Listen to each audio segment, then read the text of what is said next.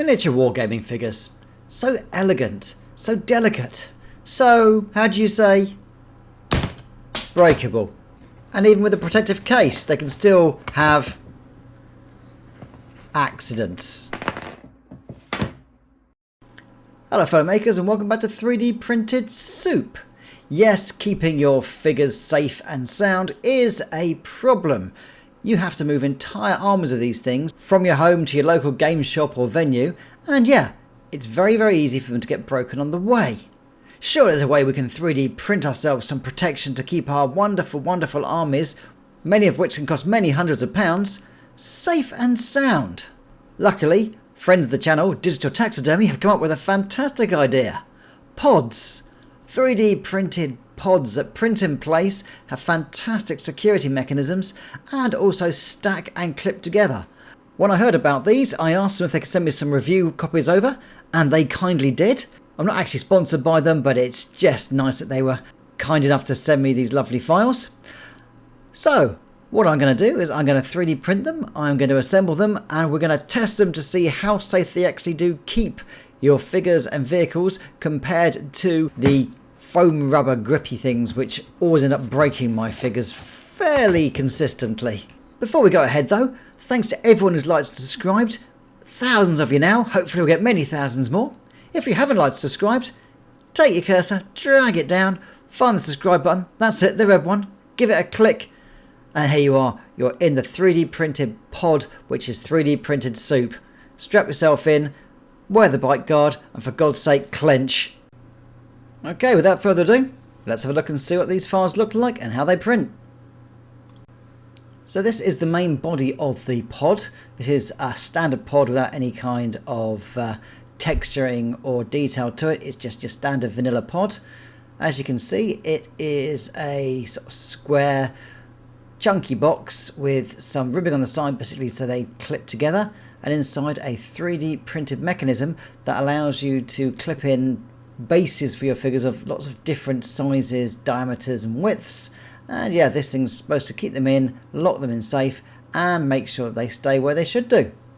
Right, let's give us a print and see how it goes.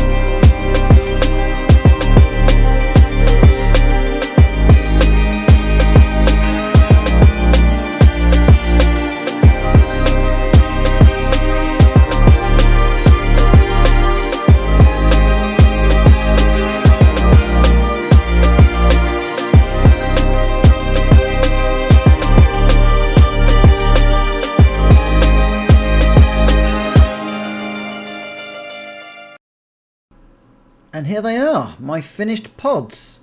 I printed 6 because that's the size of the kill team I usually carry around the place. So that's the kind of figures I want to keep safe and secure.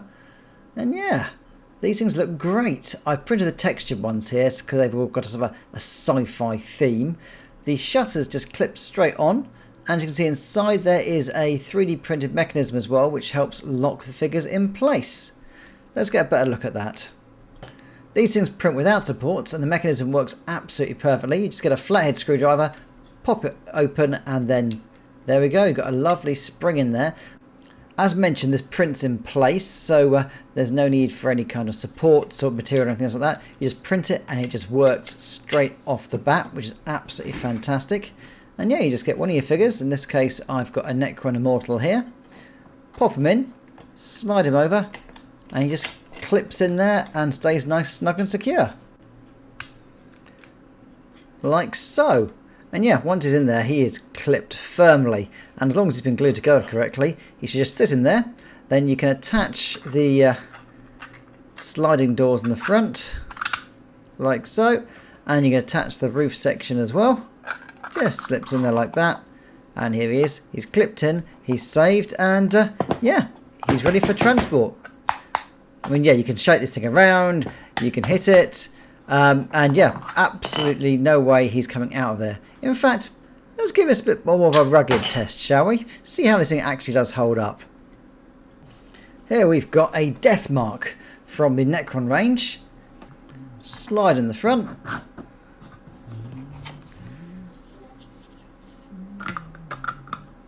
Slide in the roof.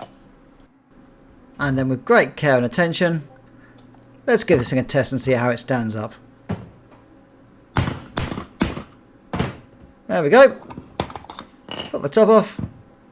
Open it up. And there. Look. Beautiful. No damage. No breakage. Just happy, snug death mark in his lovely little pod. But the chances of actually something being hit by a hammer are fairly low. So it's probably much more likely that it's going to have a more of a domestic accident, such as accidentally falling down the stairs, for instance. Okay, let's see how that survived that. Okay, well, the case and the pod ain't broken. Doors are still attached. Pop the top open and, yep, absolutely fantastic.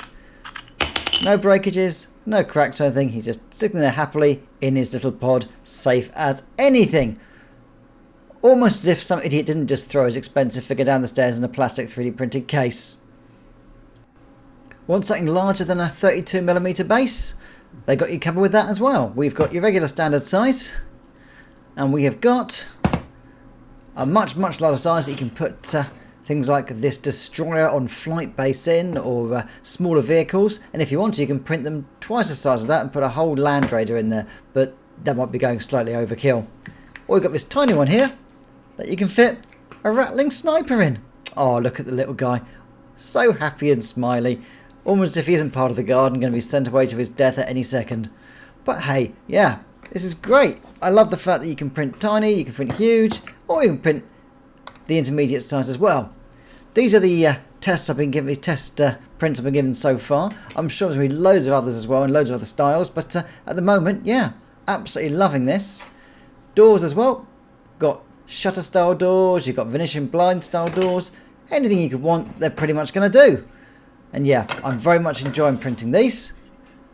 Another feature you've got as well is the side bits there have got these clips on, so they can clip together as well and be stacked. Simply line them up, push them down, and there you go. And if you don't want to stack them sideways, you can stack them vertically as well. Very versatile, and I'm really looking forward to experimenting with these and seeing how they can be stacked and put together in many different ways to suit my armies and kill team. And they even come with these funky little handles. So yeah, you can put your entire kill team in there, and if you wanted to, you could do your entire army. I mean, that would take some time. These things do take a while to print, but they do turn out lovely, and they do keep your figures beautifully safe. And yep, once you've got them printed, print a handle out, chuck it on top, and you're ready to go to your local kill team or Necromunda event or whatever flavour of Warhammer 40k you play. And yeah, these are absolutely great, and I'm so enjoying using them. So thanks to Digital Taxidermy for sharing these fantastic files. Links in the description below for the Kickstarter. Go ahead, give them a support and give them a try. I really recommend them for smaller forces like Necromunda, Kill Team or the like, or any of the Warhammer Fantasy Battle stuff like Warcry and Spearhead and things like that. They're great for smaller forces. Whole armies, probably not your thing because, yeah, you'd need thousands of them. But for keeping your main HQs and your beautifully painted special figures safe, this is absolutely fantastic, and I can't recommend them enough. Especially if you're planning to drop them down the stairs. Yeah, they really seem to excel at keeping your miniatures safe for that. Thanks again to Digital Taxidermy for sharing these files with me. As I say, I'm not sponsored by them, but they were kind enough to let me do some tests. Thanks for watching 3D Printed Soup. Stay happy and safe. Don't forget to like and subscribe. Keep pod printing.